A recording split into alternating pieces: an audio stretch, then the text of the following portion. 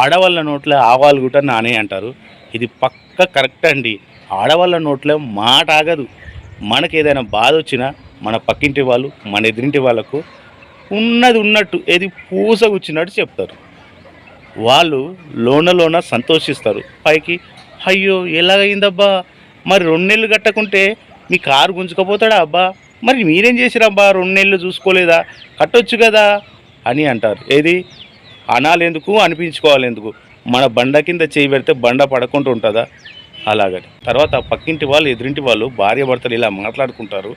వాడాగిందా, ఇది ఆగిందా, వాడు కారు తెచ్చిండు, ఇది కారులో కూర్చొని పెళ్ళిళ్ళకు పేరంటాలకు పోయింది, ఇప్పుడు ఫైనల్స్ కట్టకుండా వాడు గుంజుకుపోయింది, బాగైంది, ఇంకా జరిగింది వాళ్ళకి, మనం చూసుకుంటూ ఉందాం, అది బుర్రమని ఉరికొచ్చి నాకు చెప్తుంది అలా అనుకుంటారు.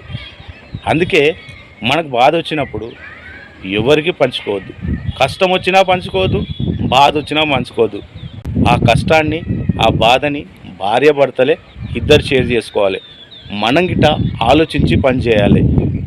ఒక్కరికి ఉందని మనకు లేదని తొందరపడి తెచ్చుకుంటే ఏ వస్తువునైనా, కారే కానీ ఏదైనా తొందరపడి చేయకూడదు.